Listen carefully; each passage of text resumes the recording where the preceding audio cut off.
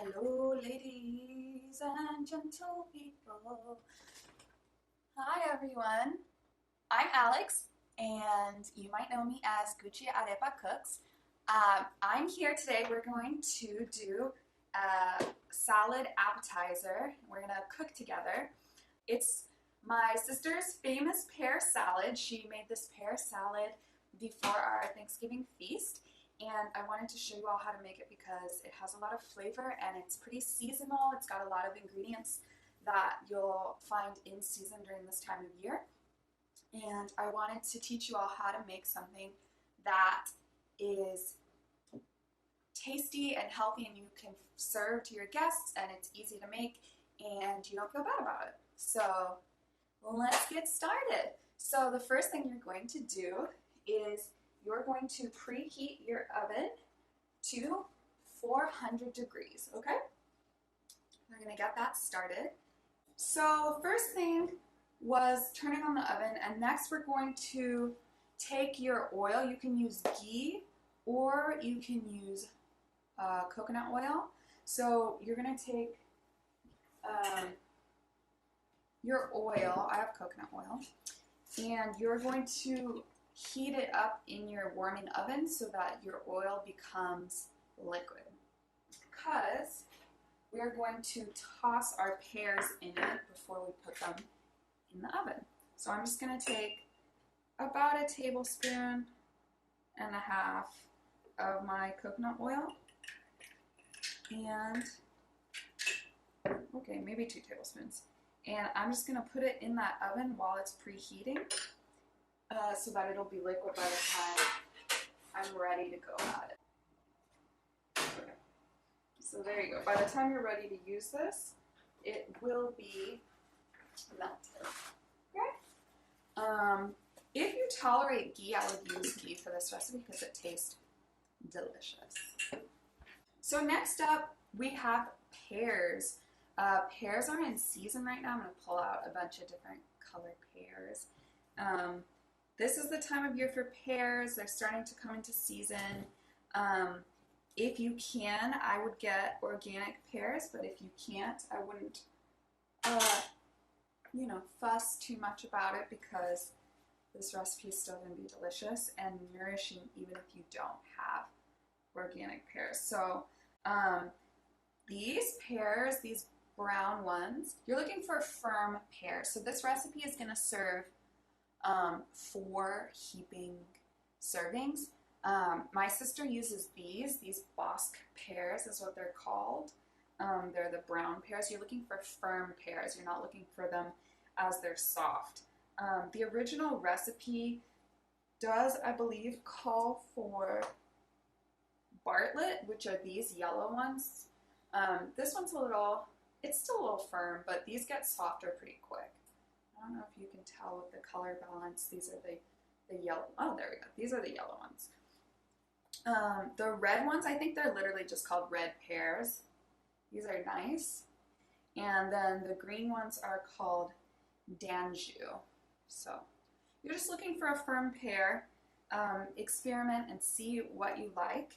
So we're going to go ahead and, we're going to go ahead and take these pears apart because we're going to just roast them just a little bit to bring out the flavors and make them nice and warm.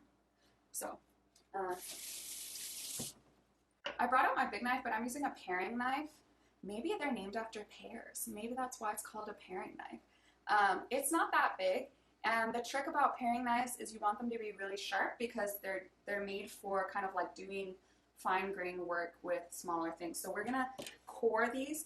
Actually, I'm not gonna cut them into 1/8. I'm gonna cut them into 4ths because I don't want to take up all your time here. But you're gonna basically core them by cutting out the middle. So you'll see the middle, the core. In some of these pears, you can really clearly see what the core is. And the only reason we're cutting out the core is that it's kind of harder than the rest of the pear, so it won't taste that good. Once it's cooked, it'll be kind of, sinewy. There will be texture that is different from the rest of the pear. So I'm just going to go ahead and cut these into 4ths and then take out the core. You don't have to take out too much of it, but you don't want the seeds or those pieces of fiber. Fibrous, that's what the word I was thinking. Pears are a really good source of fiber, actually. Apples and pears are a great source of fiber. They feed the healthy bacteria in your gut. So this is a great recipe for people who want to learn how to add more fiber to their diet. Okay, so the recipe calls for 4 pears. We're gonna do probably a little bit of each. I might skip this one because it feels a little soft, but you definitely can use those bartlett pears, the ones that I just put to the side. Note to self, take the stickers off before next cook along. There are a lot of different types of pears. You can experiment with them and see which ones you like the best. They also taste slightly different, kind of the way that apples taste slightly different, and everyone has their favorite apple. This is a great time of year to experiment with pears because they are in season. So if you can make a little trip to your farmer's market or a place that sells food from local farmers, that's when your pears probably will taste the best, is because the farmers won't have had to worry about making sure the pears were strong enough to travel. But so you'll get some nice pears that have more flavor.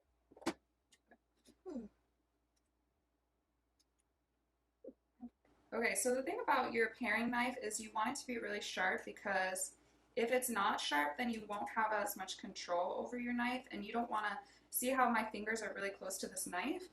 I don't want to lose control of the knife, and that's what happens when you have a blunt knife. So you end up having to put a lot of pressure on it, and you don't want to have to put too much pressure on your knife, especially when you're working so close to your fingers. So you want your paring knife to be really sharp. Mine is really thin, and it almost is like a little flexible, so that I can get to kind of the core of the pear.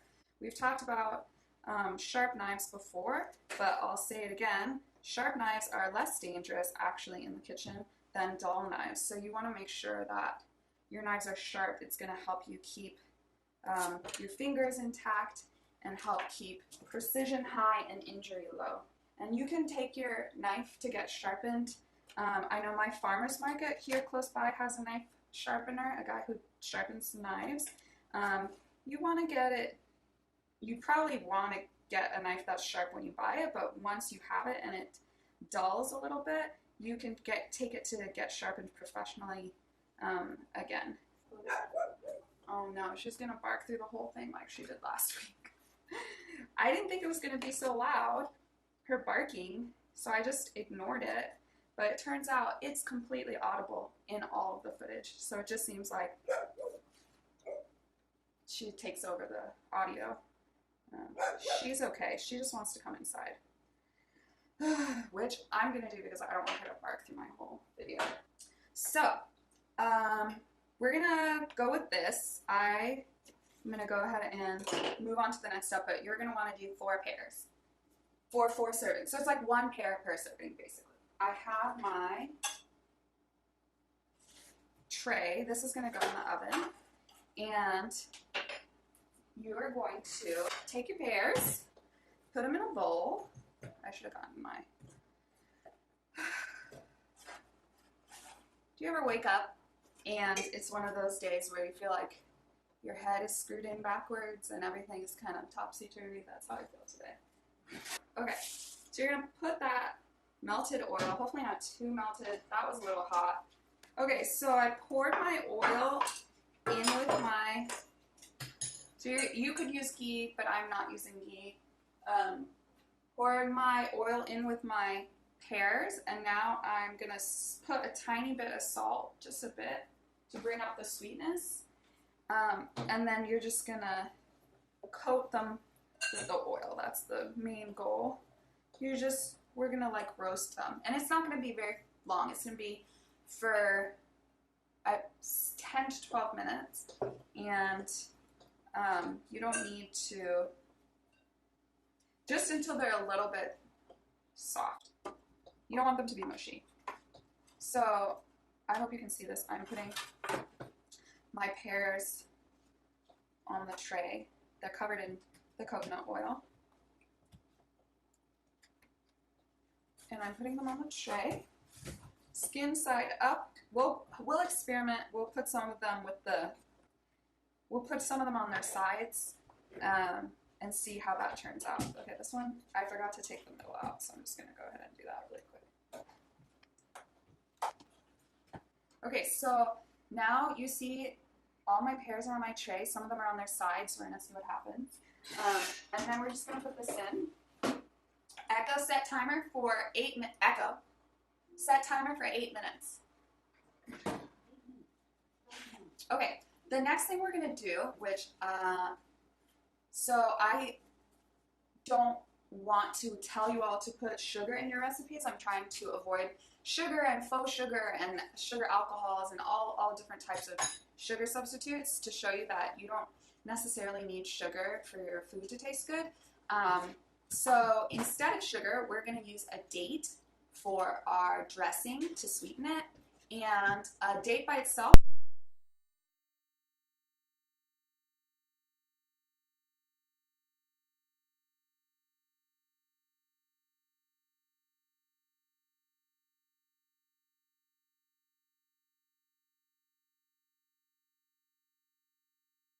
so that we can blend it into the dressing. So I have a date. I'm going to put it in a little container. Medjool dates.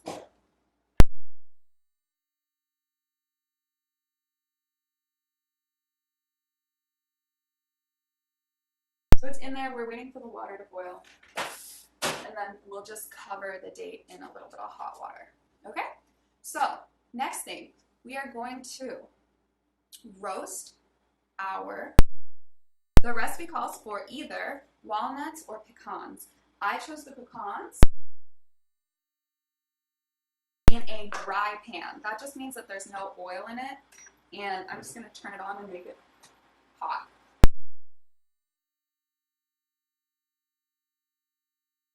Sorry, I'm going to stand here so you can hear me. When you're choosing a nut, I want you to choose one that smells good to you. When I was at the store, I was smelling the walnuts and I thought they smelled a little off, and that smell, especially in nuts and seeds that have really high fat content, the oils in them can go bad, and that's called going rancid. And so what I noticed was that they didn't smell that great at the store, and maybe it's because not a lot of people buy it, so they sit in the bin a long time. I bought mine from the open, like the bulk section, so that I could smell them.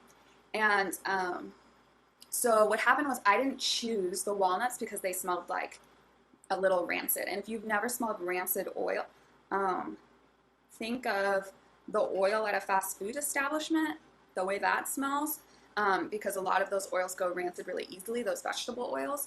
And the same thing with your olive oil that you have at home. You want to make sure that when you smell it, it doesn't smell off. It should smell clean. It should smell a little bit, it should smell oily, but it shouldn't smell weird, like off. It shouldn't smell nasty. So I was with a friend recently who had some oil that she had had for a long time, and she used it in a recipe, and the recipe turned out terrible because the oil was rancid. And when the oil's rancid, it actually it has a lot of health effects in our bodies as well. So you want to be sure not to be ingesting those oils. If it's bad, just take the L and toss it. Don't try to save it or use it for something, or just get rid of it. So that's why it's important to keep your oils in a cool, dark place as well as your nuts. I keep my nuts in the refrigerator because it's cool and dark. That's basically it. So when you're at the store, you want to make sure you get a nut that you feel like people are going through pretty quickly. You don't want those nuts to stay at the store. They're open to the air for a long time. And you also want to try to avoid the chopped nuts, because sometimes that chopping is done to conceal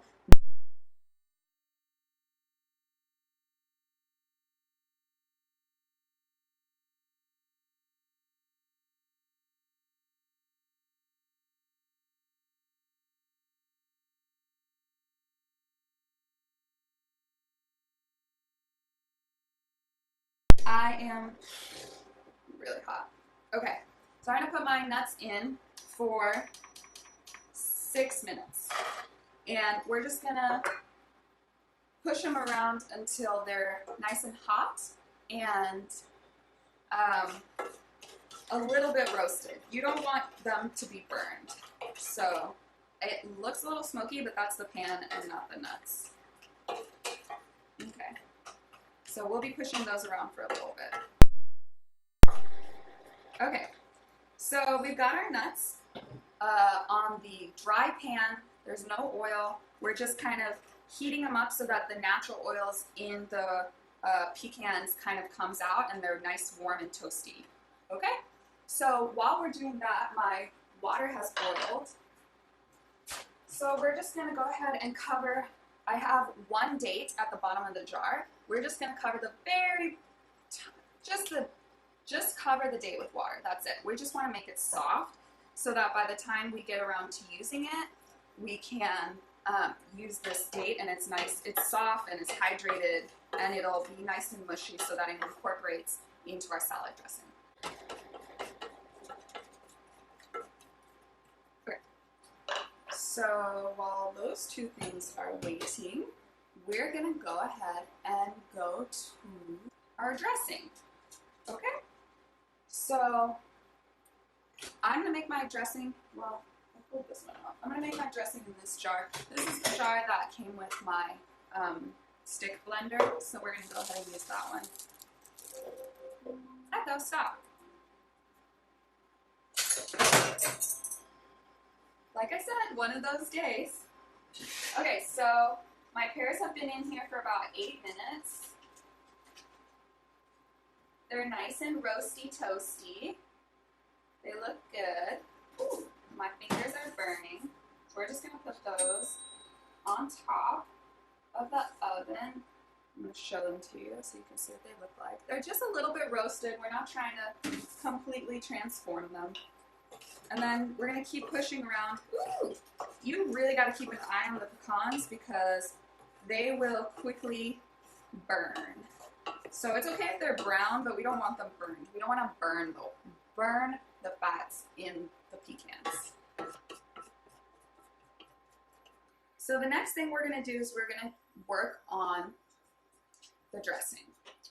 The dressing has 3 tablespoons of balsamic. Balsamic is kind of like an aged vinegar. My balsamic, the one that I have, is white, which means it comes from a white grape to begin with. So when you see your balsamic, they're usually darker in color. The white isn't as common. So don't be worried if your balsamic vinegar comes out dark color. It's going to be like dark brown, almost red. Okay. These are super toasted. Okay. Just going to put these aside. I stopped these a little early because they smell good. They're smoking. So maybe even a lower heat than the one I had them on would be better for you guys. Okay, so the recipe calls for 3 tablespoons of balsamic. So balsamic is a little bit sweet. When I made this recipe, when I did my trial run, I did not add any sweetener, any sugar, any dates, anything, because the balsamic was sweet enough for me. So it's like this. It's almost like, you can see it's pretty viscous. It's almost like a syrup. That's how it's meant to be. And a lot of people make balsamic vinaigrette out of balsamic vinegar. So that's pretty much what we're doing. We're making a vinaigrette. So the next thing is we're going to add our little date. It's been softened now. So you should be able to easily mush it when it's soft enough. The other cool thing is when you do this with your dates, some of the sweetness of the date ends up in the water that you use. So you can even use that water to sweeten up like some of your stuff if you want a sweetener. I know a lot of people who use date water like that. But basically, you can smash this really with a fork and you can see that it's almost like a paste. And a lot of people use date paste as a sweetener because dates are basically like nature's candy and they're really good for sweetening things up. So I'm going to only use about half this date. You're welcome to use the whole date. Do whatever tastes good. And if you don't like it, if it's not sweet enough with half the date, use the whole date. So the next thing we're going to add is Dijon mustard, which I forgot to get out of the fridge. Okay, so we're going to use 1 teaspoon Dijon mustard. Okay. I'm using half a tablespoon Dijon mustard.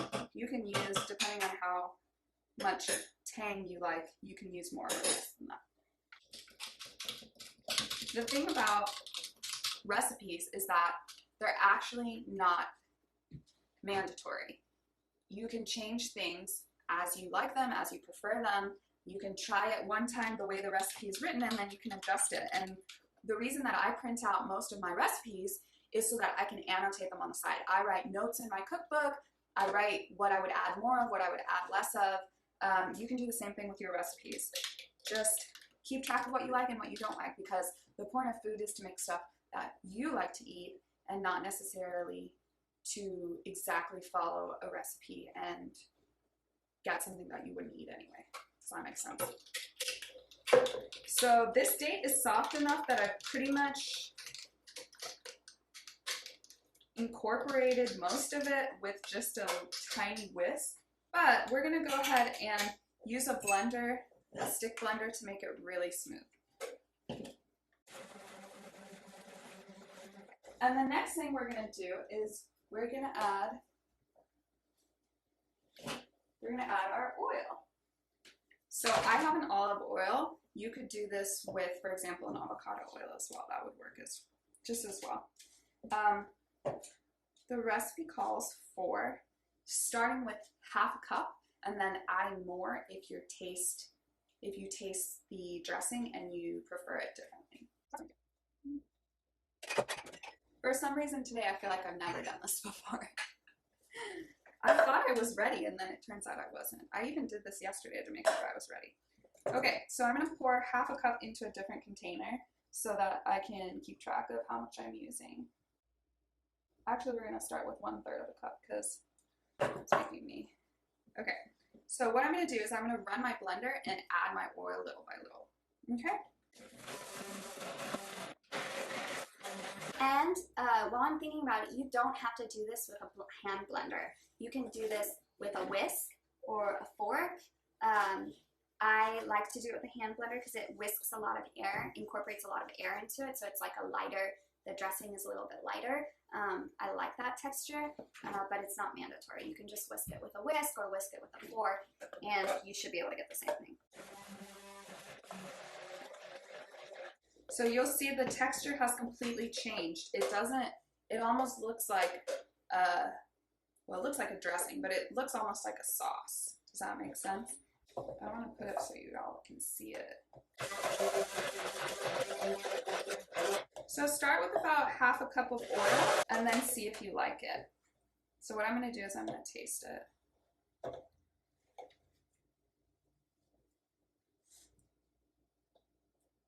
Okay.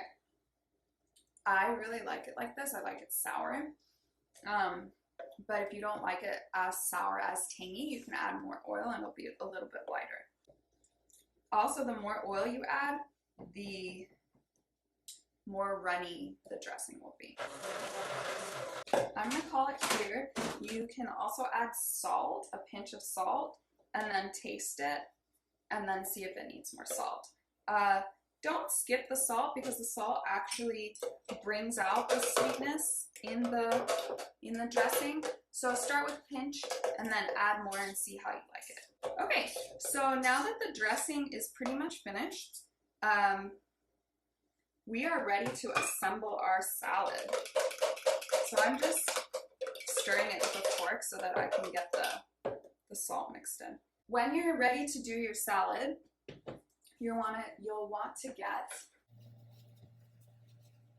a large container so that you can toss your salad. Sorry, I'm on slow-mo, which means I can only do one thing at a time. Usually I can talk and also give you advice at the same time, but not today apparently. Okay, so my nuts are nice and toasty and nice and warm. Ouch, the pan is still really hot. Okay, so I added a third of a cup cherries. In the recipe, you're gonna be looking for a cherry or a cranberry, and my strong recommendation is that you try to find them without added sugar. Cranberries, if you've never had them before without sugar, they're very tart, and the sugar is added to make them palatable. So I didn't get cranberries, I got cherries because cherries are naturally sweet to kind of offset the tartness. But the trick with the cranberries is packaged dried cranberries have so much sugar. If you added that much sugar by hand to your cranberries, you would be so surprised. You'd be like, why does it need so much sugar? So that's just something to think about if you're going to use cranberries at all during this holiday season, is that most cranberries that you're buying in your jelly, in a package, in your dried form, these are going to have added sugar to make cranberries palatable, because pure cranberries are super, super tart.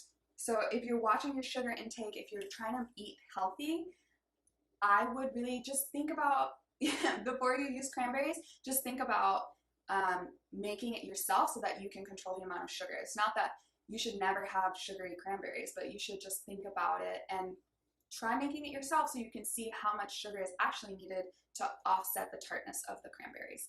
That being said, I did not use cranberries. I used cherries in this recipe. So we're going to go ahead and move forward. We are tossing all the salad ingredients. If you just joined, we're making a pear salad, my sister's famous pear salad that we serve as an appetizer for our holiday feast. And we've roasted the pears, we've cut them, we've cored them, we've roasted them for about 8 minutes. And we've toasted pecans. We have made our Dijon vinaigrette. And now we're kind of just tossing everything together so that we can coat everything in the dressing, and then we're going to go ahead and serve it. So you are in the stage where we're wrapping everything up. So you get to see everything come together. Hopefully it turns out cute. But don't feel discouraged if your food doesn't turn out cute, because I'm sure it'll still taste good. Sometimes food isn't as cute as you want it to be. Okay, so I'm pouring in this dressing, and I'm literally just tossing it. Woo! This is also why you don't want your pears to be too soft, because you don't want them to get smashed when you're tossing them in your salad. Okay. So for about these are big servings. This is a good recipe for when your guests are like, when is the turkey coming out? And you're like, soon? And you need something to kind of hold them off. So these are like heaping servings that you'll be giving your guests. And it's about 1 pear per guest and per serving. And I'm serving it spring salad mix. I know it's not spring, but the idea is to find a salad mix that has stuff that you will actually eat, salad that you'll actually eat. So don't buy something you don't like. Don't buy a mix you don't like. What's in season now is radicchio, which if you've never had radicchio, it's those dark purple, they look like cabbage leaves, and then you put them in your mouth and you realize that it is not cabbage and it is very bitter. And radicchio is really good for you, but its flavor is not for the faint of heart because of how bitter it is. So I don't want to eat radicchio, which is okay. Like sometimes I don't want to eat super bitter things, even if they're healthy. So I chose a salad mix that I did like, and it has like beet leaves, it has different lettuces. So that's what it is. That's how it goes. And then so once you toss everything, you can assemble your pear salad. And the way that you make this recipe is that the pears are still warm when you pull them out, so everything's like nice and toasty when it comes out of the oven. Like the walnuts or the pecans are still warm, and there you have it. So so if you make this recipe, you can serve it to hold off the hunger of others while your turkey is being made. Or you can, when you know that you have about 30 minutes before you're ready to serve the turkey, you just get started, you serve it warm, and by the time everyone's done, the turkey will be ready. So here is my sister's famous pear salad. And if I remember, I like to take a taste of my food to prove that it is edible, but sometimes I get all in a tizzy and I forget to taste it. So here goes nothing.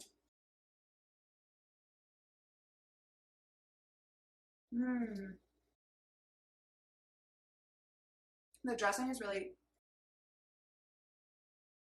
the dressing is delicious because when you toss it with those warm ingredients, the dressing kind of warms up a little bit, and that causes the flavors in the oils to become more full.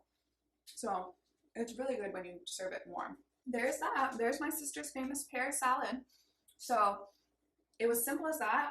It took me 43 minutes, including talking, to make that. So if someone puts you in charge of something for Thanksgiving, you can do it in the kitchen while people are talking to you. You don't need to have, the only part where I would say 100% focus your attention on it is when you're toasting the nuts, because those get burnt really quickly. But everything else, you can have someone in the kitchen with you. It's not hard. There's no crazy pieces of equipment that you need. There's no obscure ingredients. Pears aren't seasoned. You can find a lettuce mix. You can find dried fruit to add to your mix. And yeah, you can serve something that tastes luxe, it tastes fancy, and it doesn't take that much time to make. So it should be much quicker if you make it without, doing a video along with it. And even if you have someone in there keeping you company, they can help you make sure that your nuts don't burn. So thank you so much for joining me this week. Next week, we're gonna go ahead and I have no idea what I have on the schedule next week. Oh, stuffing / dressing. It won't be stuffing because I'm not gonna make a bird with it. So, but we're gonna do a flour, gluten-free, dairy-free stuffing because I know that's hard to find an alternative for, because most stuffing, the base is, bread. So you might say to yourself, how can you make stuffing without bread? So that's what we're gonna do next week. We're gonna try that out, and I hope that you can try this and make it for your Thanksgiving, for your Friendsgiving, make for your family dinner, and try out something new. So that's all. Thank you so much.